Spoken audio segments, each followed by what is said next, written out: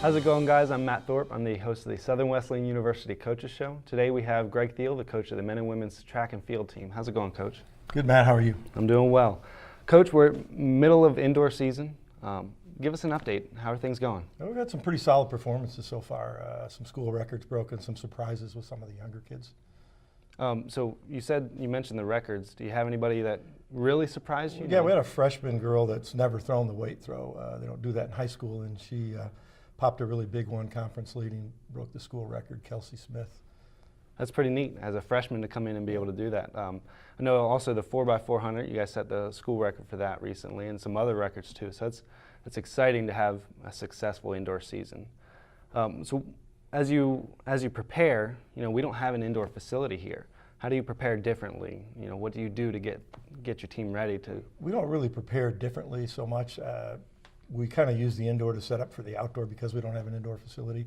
It's tough on an indoor facility. It's a 200-meter track, and outdoors it's 400. So the dynamics of all the races changes, and so there's really no way to prepare for that other than to really race. So the indoor and outdoor season, there's not really a break. You have the championship weeks.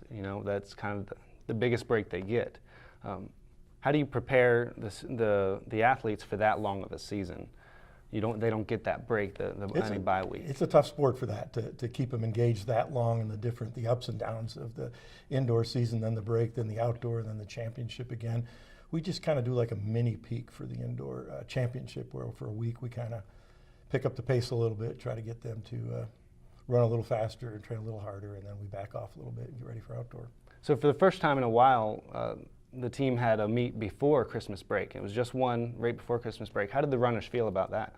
I think they were a little surprised, but I think they enjoyed it. Our sport, again, we start in August, and all we do is train. And we thought giving them an opportunity at the end of the year to get a meet in, to kind of keep them engaged and excited over the winter break, because then we disappear for a month, and then we come right back and they're racing again. So I think it was good for them. So for the indoor season, at the end of it, right in March, you want to be able to call it a success. What will make the indoor season a success? Well, I think a couple things. Number one is how we are as a team, how we relate with each other, the dynamics of our sport, men, women, every kind of background is almost like a snapshot of society. And so really how we are with each other is number one. And then number two, how we perform and at what level. Our goal is to obviously be in the top two in the conference on the women's side, keep moving up on the men's side, try to hit some national marks for the NCAA. Like we said, there's no break. So I won't get a chance to talk with you until the outdoor season's coming to a close.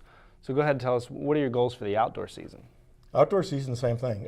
Pretty much, I think that outdoors that we have 4 or 5 different events that we can hit the NCAA mark. Our women's 4x1 and our hurdler were the first ones out that didn't make it last year, and we think we can make those jumps in that and some other events. And that's really our goal right now, with the program still growing, that we want to hit some of those NCAA and get to that championship where they only take 18, 19 kids in the country.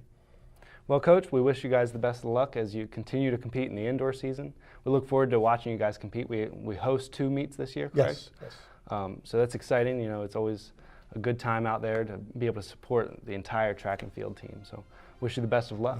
Great. Thanks, Matt. Thank you, Coach. Be sure to join us next time for the Southern Wesleyan University Coaches Show.